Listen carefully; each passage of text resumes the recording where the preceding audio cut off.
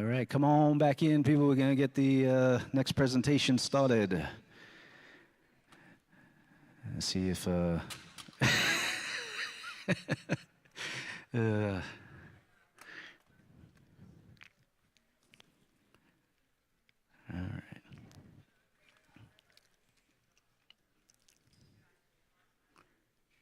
Is it... Well, can't you use this? Can you use a track?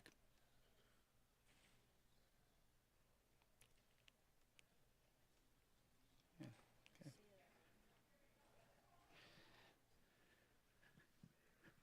All right, so our next presenter is a boxing historian and a voter for the Women's Boxing Hall of Fame, correct? Just for the women's...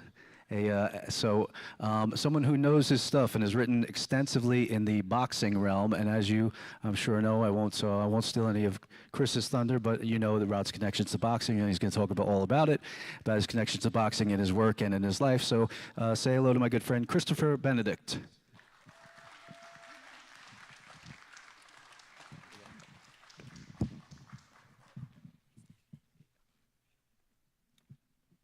Hi, thank you and good morning. I'd like to thank everyone at the Foundation for having me and all you for being here. I appreciate it. So among his many remarkable attributes, Rod Serling was a creative force of nature. His work in the mediums of radio, print, television, and feature films produced an output that's almost unthinkably prolific by any standards, and in a wide variety of genres, no less. Naturally, Serling is best remembered for the Twilight Zone. No surprise there, I'm not telling you anything you don't know. But one of the main reasons all of us who love the show so much embrace the Twilight Zone the way we do is because, unlike your garden variety science fiction anthology show, it covered so much diverse territory within its seemingly limitless dimension as vast as space and timeless as infinity. From war stories and westerns to suspense-fueled nightmares and kooky comedies and everything in between, the Twilight Zone's cautionary tales were populated by burned-out businessmen and a bookworm with broken glasses, malevolent dolls and a department store mannequin come to life and overstaying her vacation, a sidewalk pitchman and a solitary young woman taking a cross-country drive, both trying to elude Mr. Death, and a pair of boxers fighting past the expiration date stamped on them by their unforgiving profession, one of them an automaton and the other all too human, both with their own unique frailties and burdens. Just as the Twilight Zone dealt with more than just Martians and robots, Rod Serling was considerably more than just a science fiction writer. A man of strong, unshakable conviction, he possessed the discipline to work almost around the clock at a breakneck pace to meet deadlines and test his own limitations, all the while tirelessly challenging society's status quo. Richard Grossman, who was Rod's editor at Simon & Schuster for his book of collected teleplays titled Patterns, which included Requiem for a Heavyweight, made the following astute observation about Serling. He had the air of people I had known in boxing. There's a special kind of alertness that boxers have because of a need to anticipate where people are coming from. That carried into his social life. His eyes moved like a boxer's, for one thing. He bore right into you, which is why I think he became such an effective TV personality. When he stared into that camera, he was really looking at you. And of course, there's something about little boxers. They're associated with fast-moving, feisty little things. And he certainly was that. He was a feisty little guy, said Grossman. To put it simply, Rod Serling had both the unrelenting heart and the tough mentality of a boxer. This could have a lot to do with the fact that he had been one himself. So, submitted for your approval, join me on this half-hour journey through his personal and literary history with the smash-mouth sport known as the sweet science, as we explore Rod Serling's Twilight rounds. As everybody in attendance today is well aware of, it's certainly no coincidence that we all traveled from far and wide to gather together here in Binghamton specifically to pay tribute to Rod Serling in commemoration of his 100th birthday. After all, despite the fact that he was born in Syracuse, Serling famously proclaimed, "Everyone has to have a hometown. Binghamton's mine." It even says so right on my t-shirt. What you might not know about Binghamton is that one-time world heavyweight boxing champion Jack Sharkey was born here in 1902 and grew up on what was then called Maiden Avenue, which is Girard Avenue today. Actually, just a few short twists and turns from where we are right now. Sharkey would win the heavyweight title by beating German champion Max Schmeling in their 1932 rematch by a controversial split decision, before promptly losing it in his very first defense, with the rumor and innuendo being that Sharkey had taken a dive when he was knocked out by the mob-affiliated former circus strongman Primo Carnera, who was caricatured in Bud Schulberg's incendiary novel The Harder They Fall, which if you've never read, I strongly recommend, as well as the Humphrey Bogart movie based on Schulberg's book. Questionable circumstances in both bouts notwithstanding, Jack Sharkey still has his name etched into the proud lineage of boxing's heavyweight champions, one that includes the likes of Jack Johnson, Jack Dempsey, Joe Louis, and Muhammad Ali, to name just a few. Sharkey and Rod Serling have something else in common besides their shared connection to Binghamton, which is that they both learned to box in the military. In fact, each of them lost just once during that time.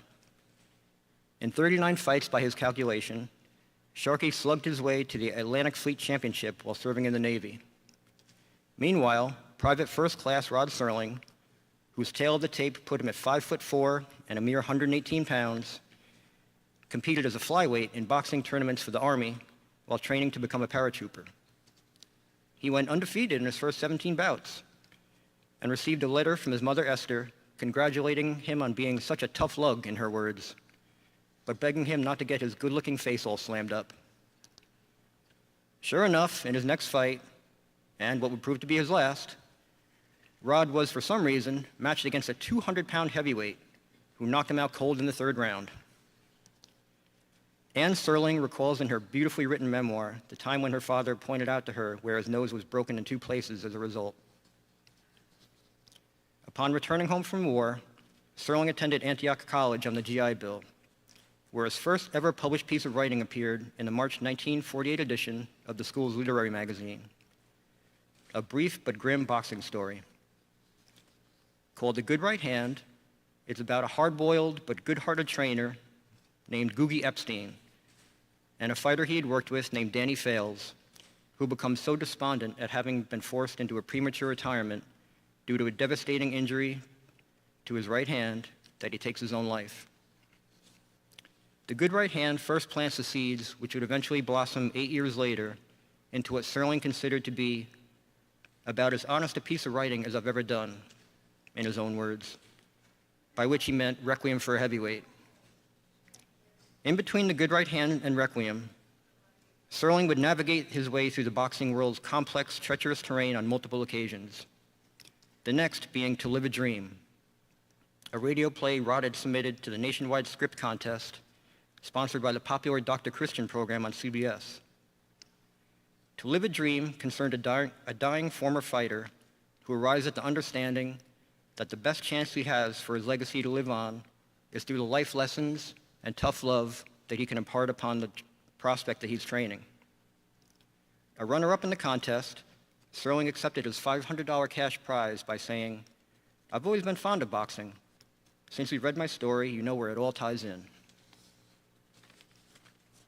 After graduating from Antioch, Serling moved with his wife Carol to Cincinnati, where he submitted 2 boxing-related teleplays to the WKRC anthology show The Storm. First was Aftermath, followed by the Twilight Rounds, which would go on to be produced on network TV the following year for NBC's Kraft Theater. One of the Twilight Rounds cast members was former 3-division world champion Tony Canzoneri, who the late, great Burt Randolph Sugar, that old-school, cigar-chomping, fedora-wearing, walking-talking boxing encyclopedia, ranked 1 spot above Muhammad Ali on his list of all-time great fighters, which is saying a lot. Before the Twilight Rounds, Canzoneri had appeared in another boxing program written by Serling and shown on CBS called The Face of Autumn. Already you can see a pattern developing. Speaking of patterns, it would be the script bearing that very title which would make Rod Serling a household name in January 1955, when it was produced live on NBC to exceptional acclaim from both critics and viewers. So much so the cast and crew were later reassembled for an unprecedented encore performance, and it will be redone as a motion picture the following year. Following hot on the heels of Pattern's inaugural success, Serling wasted no time returning to the squared circle to dramatize 2 boxing stories, which would air on consecutive Thursdays, and both star Rory Calhoun, who Tom Elliott, our beloved host of the Twilight Zone podcast, would no doubt refer to as a hardworking actor of the day. The first was a Serling original titled Garrity's Sons, followed by his adaptation of Champion, a short story by humorist and sports writer Ring Lardner, which 6 years earlier had been made into a movie starring Kirk Douglas. Fun fact, a billboard advertising Kirk Douglas's Champion can be seen in the stock footage sequence of Times Square in the Twilight Zone episode To Serve Man, so look closely next time you watch it. Incidentally, for anyone interested, Garrity's Sons can be found on YouTube, which makes it the only one of Serling's pre-Requiem boxing-themed television programs that's easily accessible, unfortunately. Prints of Champion and the network version of the Twilight rounds are held at the Paley Center for Media and can be viewed, but only by special request, while the rest are sadly lost to the ages. Having made his ascent into the rarefied era of show business with Patterns, the possibility of falling from the mountaintop, never to return, and being remembered, if at all, as a one-hit wonder began to gnaw at Serling. This is a concern he would put down for the 10 count, thanks to Playhouse 90's multi-Emmy-winning live broadcast of Requiem for a Heavyweight. 6 years later, in between seasons 3 and 4 of The Twilight Zone to be precise, Requiem, like Patterns before it, would be reconfigured into a feature film, which begins with a fight sequence featuring a young Cassius Clay, who had just won an Olympic gold medal 2 years before and was still roughly a year and a half away from upsetting Sonny Liston for the world heavyweight title and changing his name to Muhammad Ali. Rod Serling pulled no punches when expressing his opinion that he favored the Playhouse 90 broadcast, which seems to hold true for most people by my experience, although it's worth pointing out that diehard fight fans routinely ranked the 1962 Requiem in the top 5 on their lists of best boxing movies.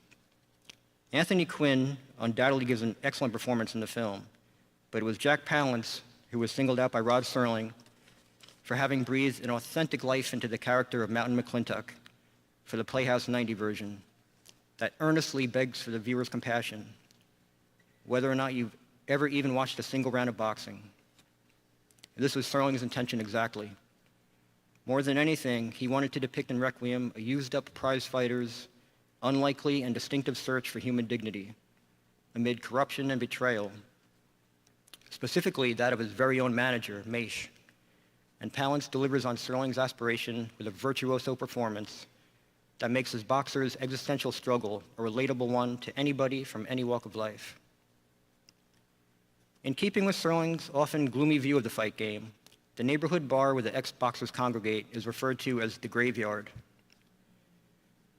This is quite an appropriate name, seeing as how it's patronized by human wrecks, sadly reminiscent of the living dead, with their slow, shuffling footsteps, unpredictable behavior, and speech patterns that are eerily labored as they endlessly relive their bygone glory days in the boxing ring, in what amounts to the telling of ghost stories around a campfire.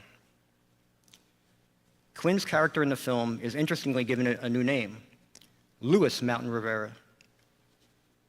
In his introduction to the movie tie-in paperback edition of Requiem, Rod Serling hinted, in so many words, that this was an homage to Joe Louis, who was only the second black man in boxing history to that point to win the world heavyweight title, as well as the boxer that Serling had the deepest affinity for, which I personally believe also factors heavily into the tonal shift of the movie's pessimistic conclusion when you compare it to the redemptive one in the TV broadcast.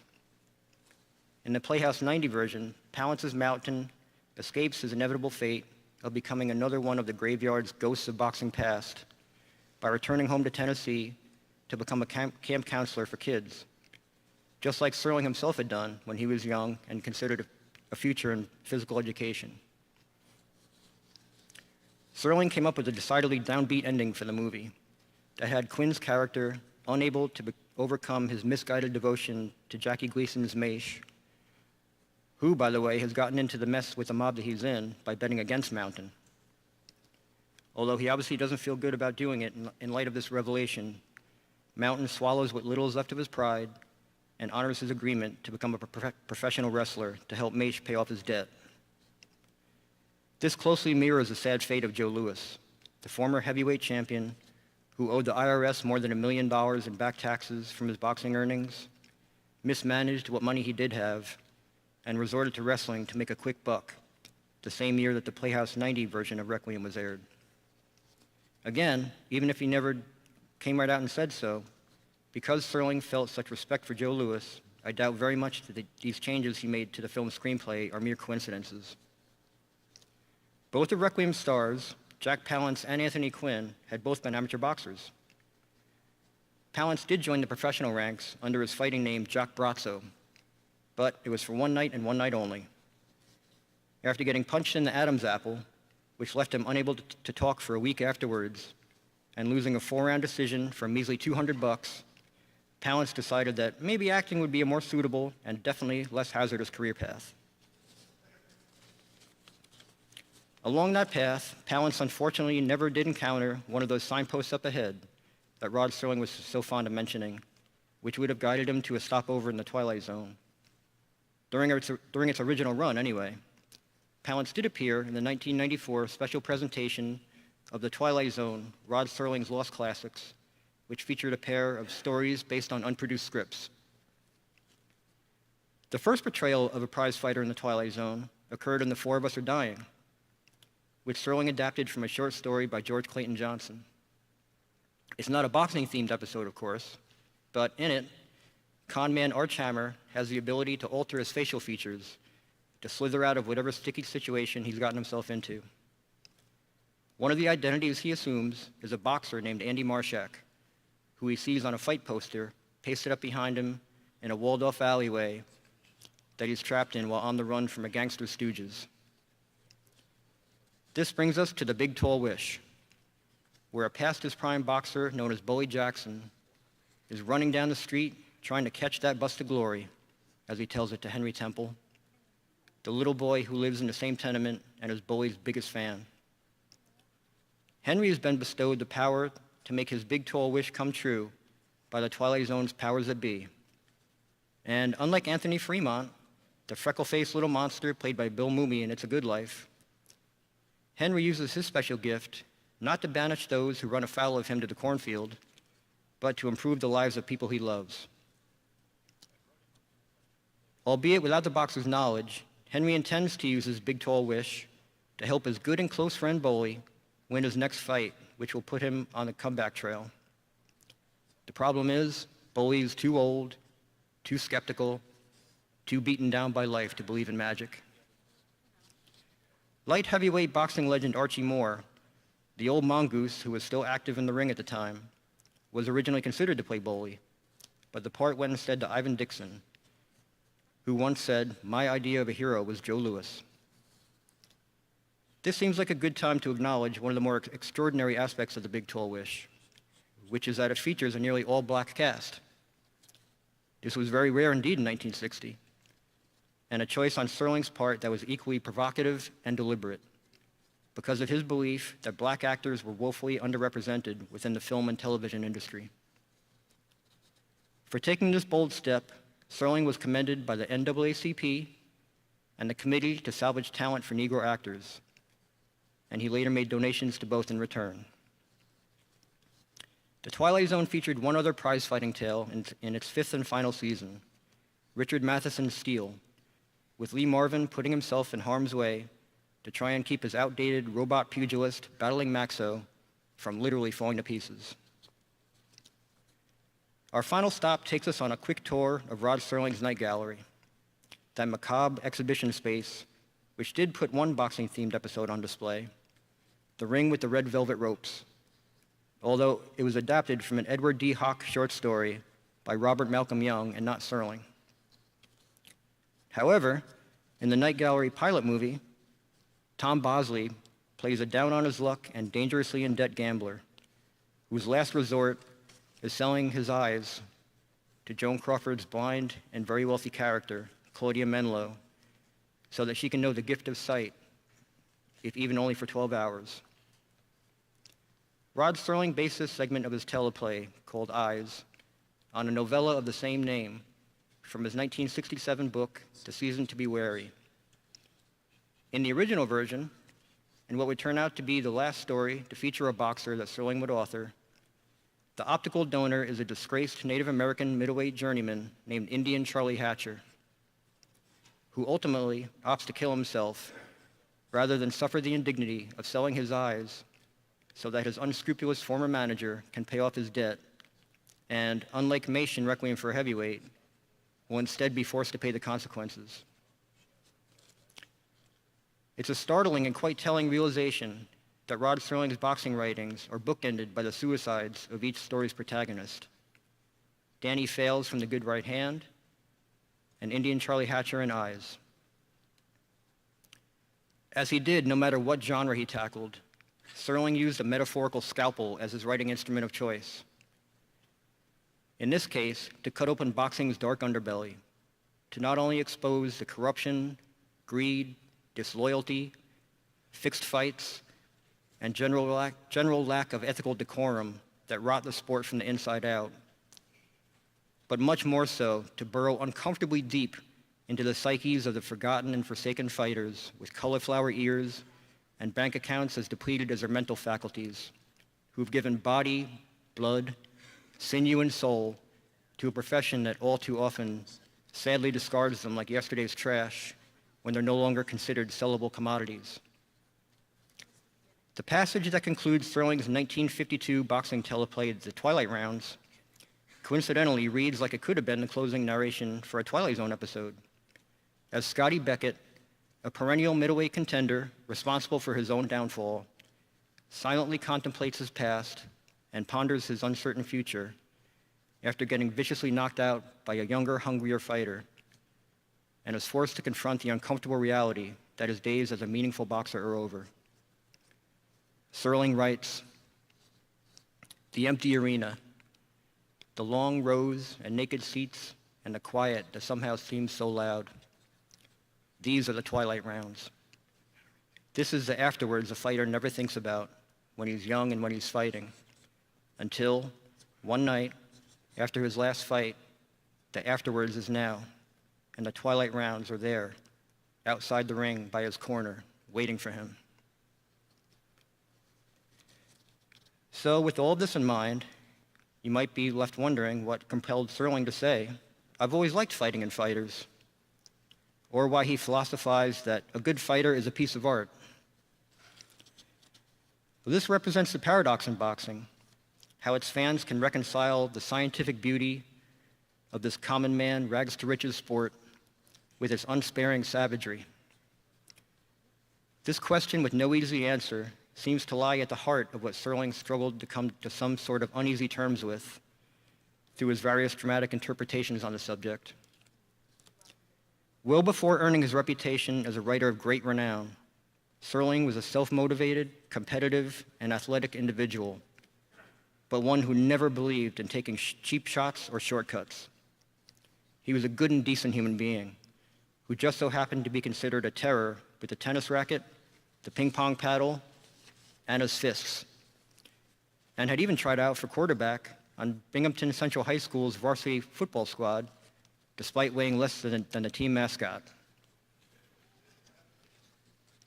The rough and tumble nature of prize fighting obviously appealed to Serling, as it does to its many enthusiasts, myself included, on a primal, visceral level.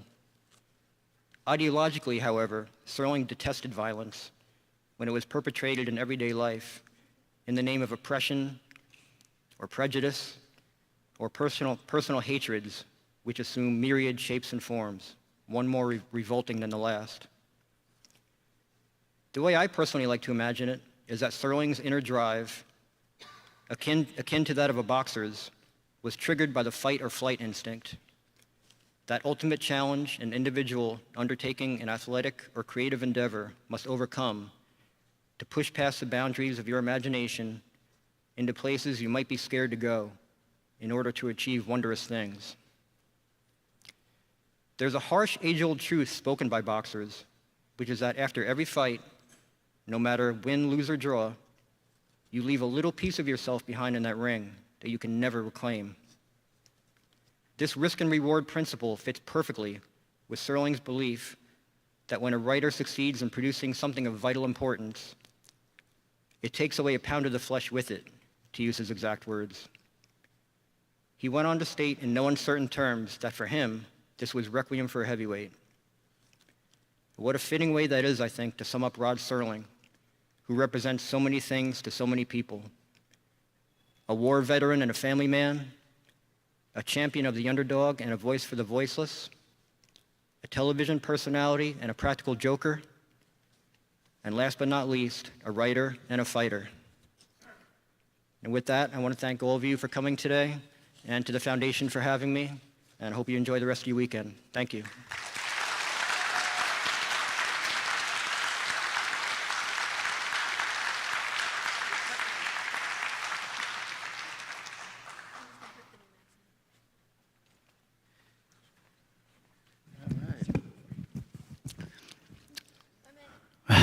All right, so our next presentation, well, you know, I'll introduce you this way, Gail.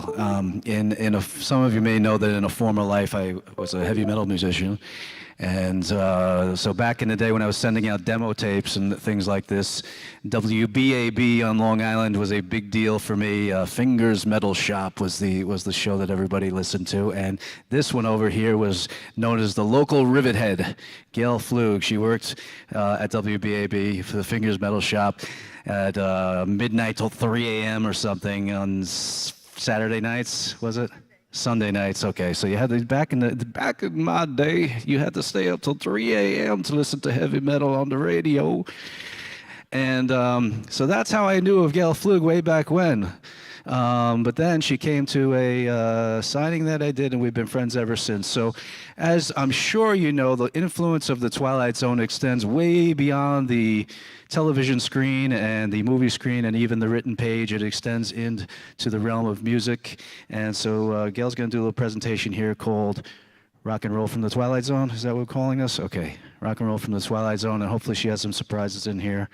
And we're good? Are we good? Okay, so Just gonna test things out to see what happened this morning. yeah, I freaked her out by my technical difficulties this morning. All right, looks like it's working. Does anybody out there in the lobby or merch room come on in and get ready for this presentation? All right, here you go.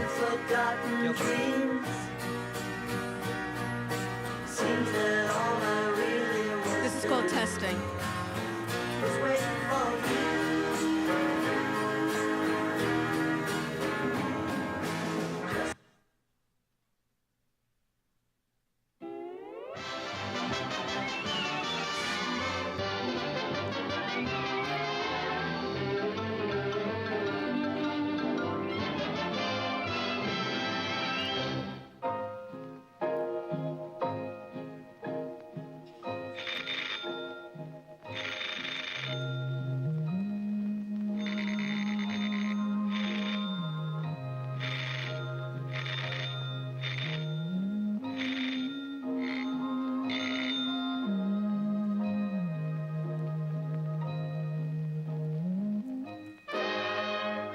It's still early, so just watch the cartoon.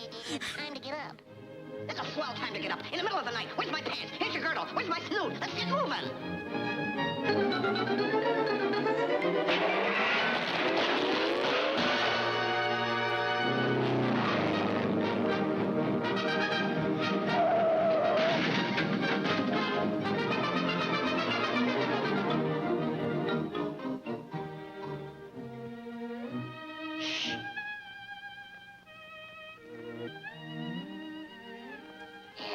The coast is clear. Come on. We're okay if the boss doesn't see us come in. Punch it easy so it won't make too much noise.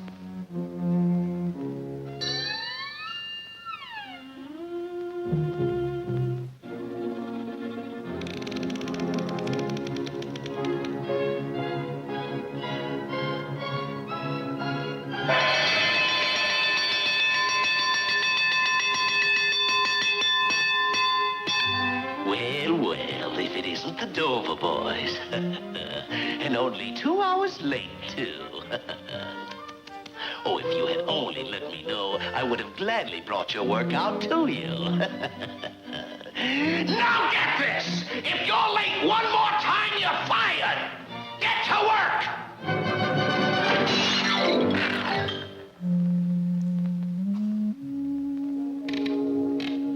8 o'clock.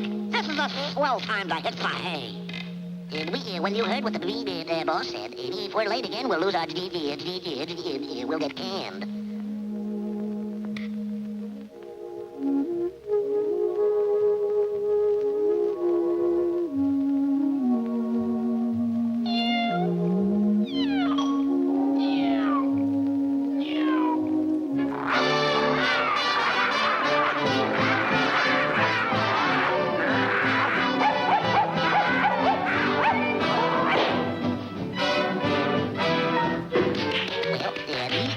That's that.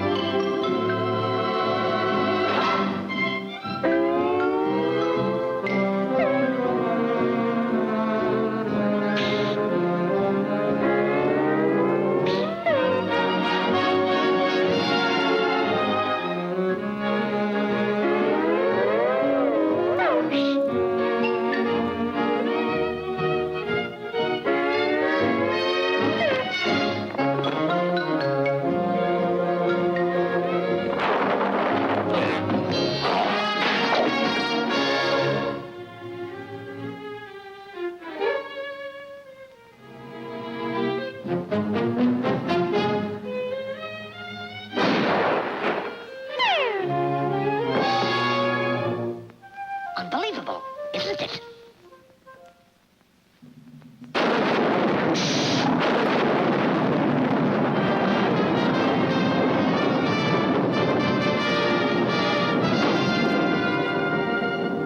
It's 2 o'clock. Boy, what a night.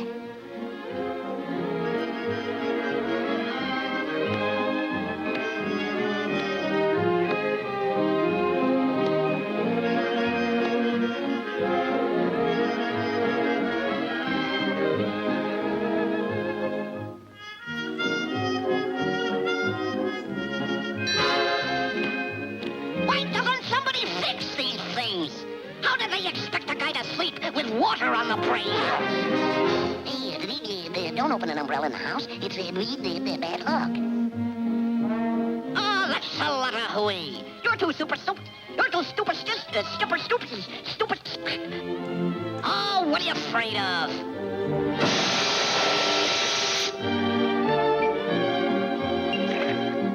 Egad, I must have enemies. I might as well try sleeping under Niagara Falls.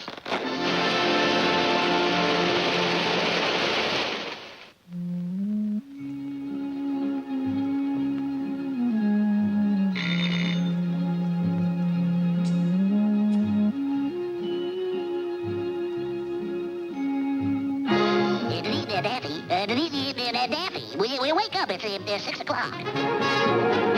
6 o'clock. Let's hurry. Come on. We don't want to be late. Where's my shirt? Here's your socks. Give me my hat. Step on it. Hurry. Come on.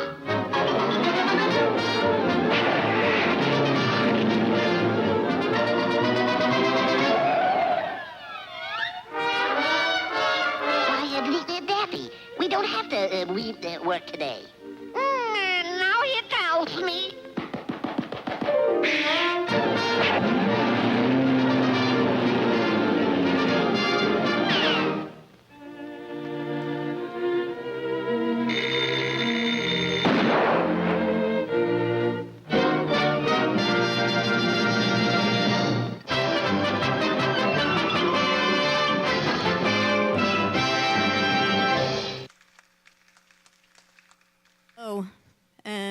Good afternoon. My name is Gail Flug, and as Nick told you, I have a background in radio, but I also worked as a rock journalist for many magazines, and also had a podcast for a while. I'm also the graphic designer for the Rod Serling Memorial Foundation.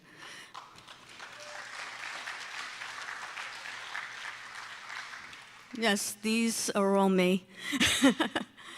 So, including this cover that took a week to create, and also the Timeless Infinity shirts that many of you are wearing, so I'm quite excited to see everybody wearing them.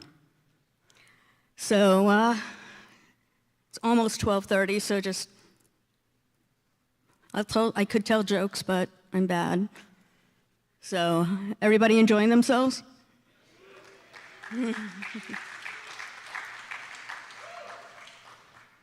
This might get loud. I did work for a metal show. So if you bear, I just want to start at 12:30, okay?